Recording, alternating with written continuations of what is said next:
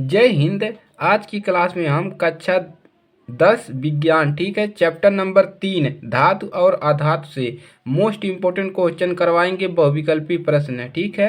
MCQ प्रश्न करवाएंगे जो उसको आपको OMR आंसर शीट पे भरने होते हैं, ठीक है। तो यहाँ से हम आपको 30 क्वेश्चन लगभग करवा देंगे इस चैप्टर से, ताकि आपका तीसरा चैप्टर जो है वो पूरा अच्छी तरह से कंप्लीट हो जाएगा, ठीक है। तो आप लोग हमारे साथ लास्ट तक बने रहिएगा और प्रश्नों को इसको देख लीजिए कि कौन से प्रश्न इंपॉर्टेंट ज़्यादा है और 24 में 23 में आए हुए हैं, ठीक है।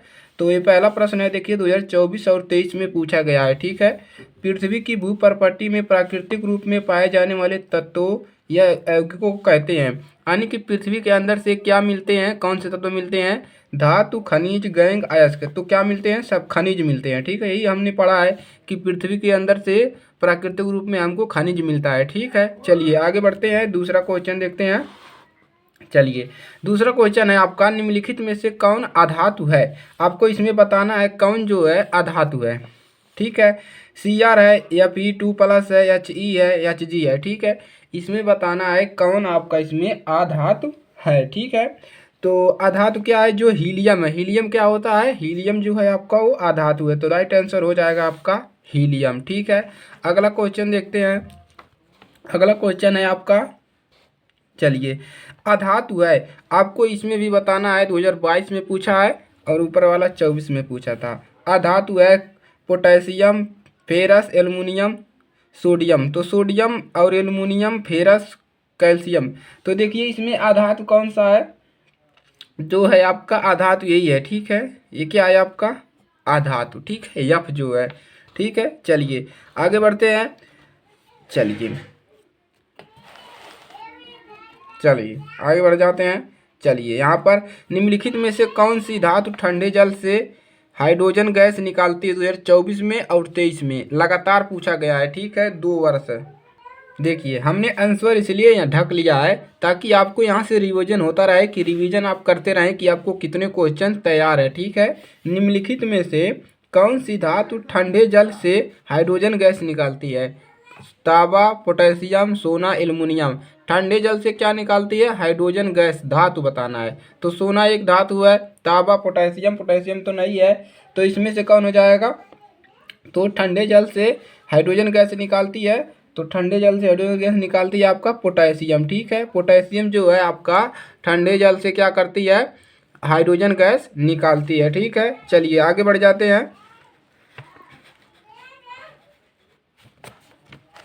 चलिए अगला क्वेश्चन है आपका, देखिए निम्नलिखित में से कौन सी धातु जल के साथ सामान्य ताप पर क्रिया करती है? तो 2022 में और 18 में पूछा गया है, ठीक है, पूछने की संभावना है। निम्नलिखित में से कौन सी धातु जल के साथ समानतः ताप पर क्रिया करती है? कौन सी धातु? एल्युमिनियम, मैग्नीशियम, सोडियम और कैल्शियम, ठीक है। बताइए आप कौन सी धातु जो है ठंडे जल के साथ अब क्रिया करती है?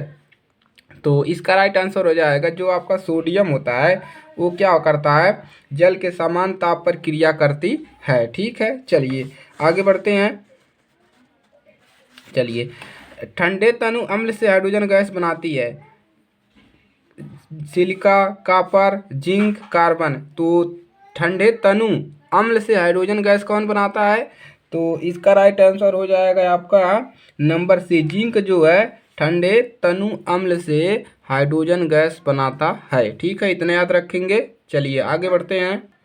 देखिए अगला क्वेश्चन है आपका, समान तापक्रम तथा दाब में द्रव के रूप में पाई जाने वाली अधातु है? कौन सी अधातु है जो द्रव के रूप में पाई जाती है? 2024 में और 2023 में दोनों साल पूछा गया है।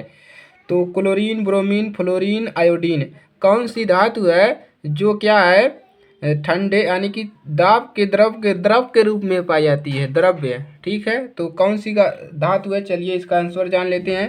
तो वो है आपका ब्रोमीन, ठीक है। ब्रोमीन जो है समान जो है तापक्रम तथा दाब में द्रव के रूप में पाई जाती है, ठीक है। चलिए अगला क्वेश्चन देखते हैं।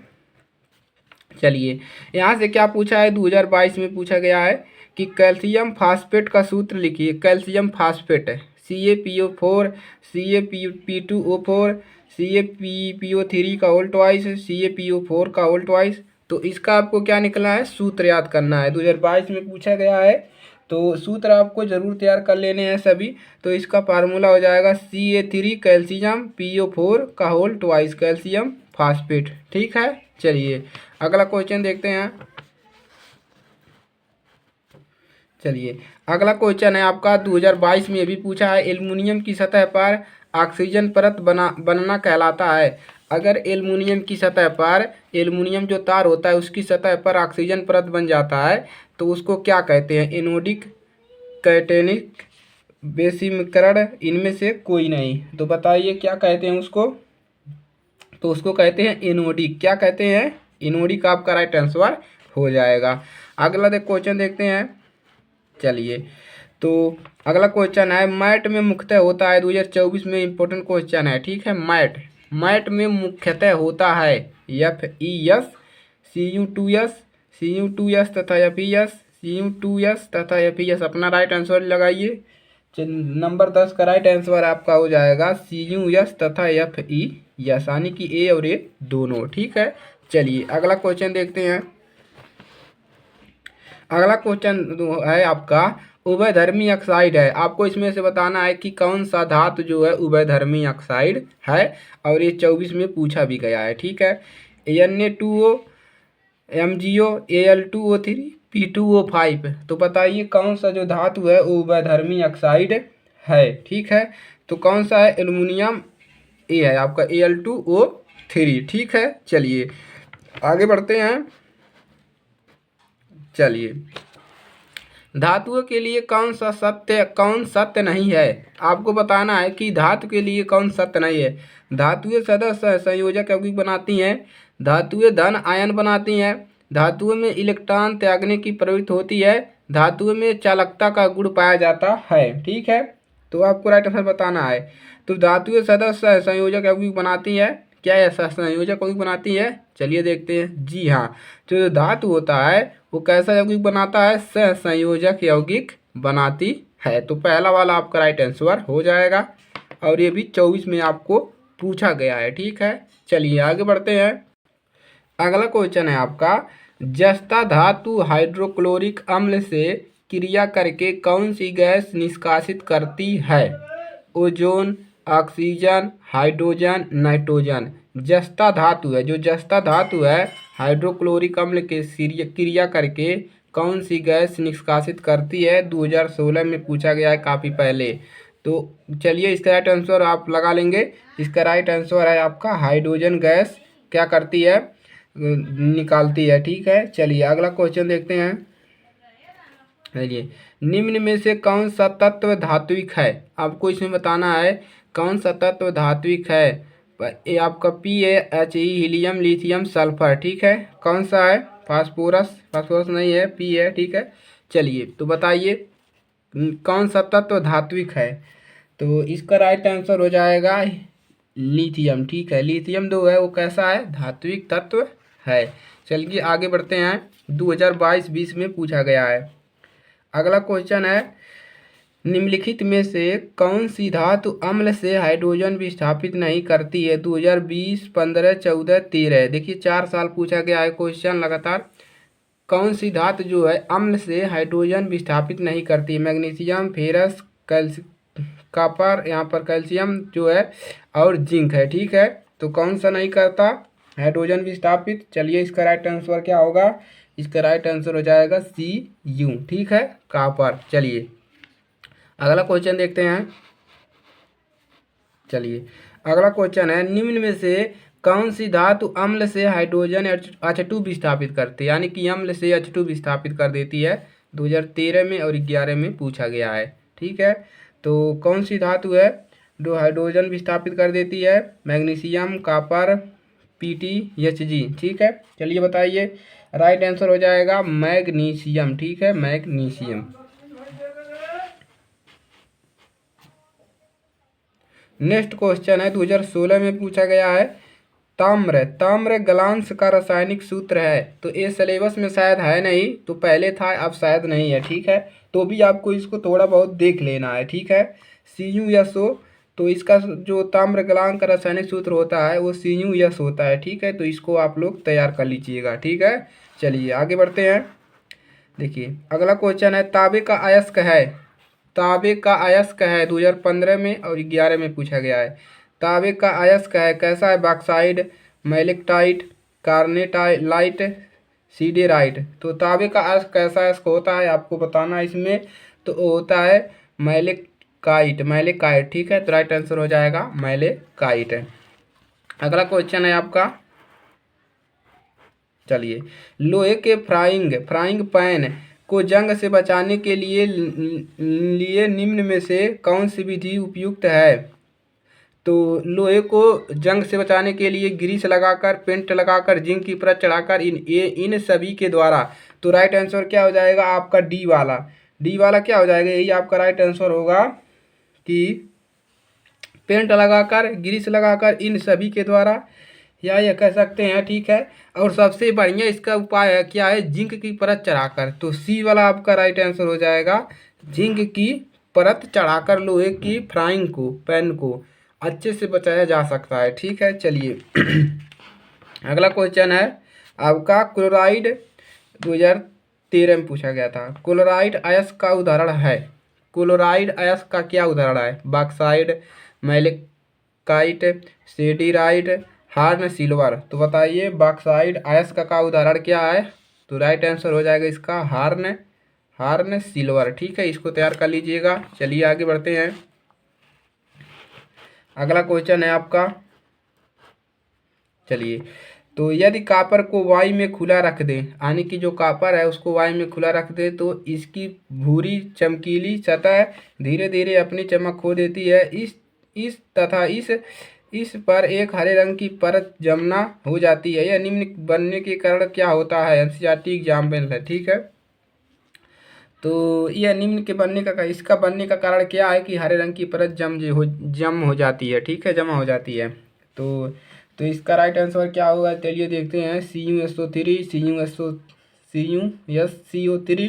तो राइट आंसर इसका हो जाएगा CuCO3। ठीक है, एनसीईआरटी क्वेश्चन है तो आ भी सकता है।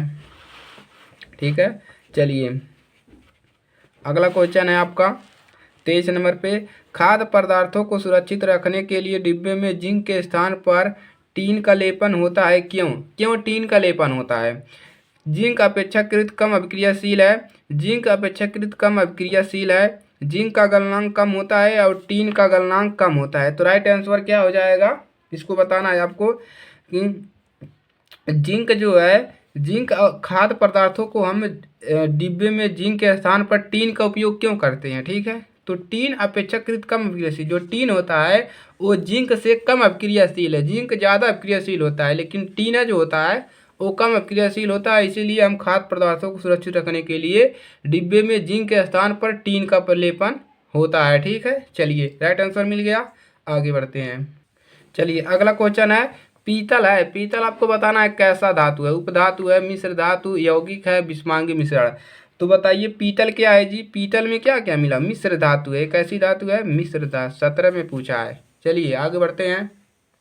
चलिए 2024, 23 और 14, देखिए 14 के बाद 23 में पूछा है, उसके बाद 24 में पूछा है, तो पुराने क्वेश्चन भी पूछ सकता है। ठीक है, यहाँ से ये पता चल रहा है कि एंटीमनी है। एंटीमनी क्या है बताना है इसको। उपधातु है, धातु है, अधातु है, आखिरी गैस है। बताइए एंटीमनी क्या है? एंटीमनी जो है वो कैसी होती है? धातु नहीं है। ठीक है, इसको याद रखिएगा। एंटीमनी अगर आ जाएगा तो आप उपधातु पर इसको लगाइएगा। ठीक है, उपधातु है। चलिए आगे बढ़ते हैं। चलिए, जर्मन सिल्वर में कौन सी धातु नहीं होती है? जर्मन सिल्वर में कौन सी धातु नहीं होती है? Cu, zinc, AgNi। 2014 में पूछा है। देखिए यहाँ पर 14 में पूछा था तो 23 में आया है, तो ए भी आ सकता है, मान के चलिए। ठीक है, चलिए पुराने क्वेश्चन जरूर तैयार करना चाहिए। तो 26 नंबर का क्या है आपका राइट आंसर? इसमें क्या होता है? Ag होता है। ठीक है, Ag जो है वो जर्मन सिल्वर में कौन सी धातु नहीं होती है? Ag। ठीक है, चलिए आगे बढ़ते हैं। तांबा, Ag क्या होता है आपका? तांबा होगा। चलिए अब आपको इंपॉर्टेंट क्वेश्चन आ गया 2013 में पूछा गया है, अमलगम होते हैं उपधातु, मिश्र धातु, यौगिक, मिश्रवांगी मिश्रण। तो अमलगम क्या होते हैं इसको आपको बताना है।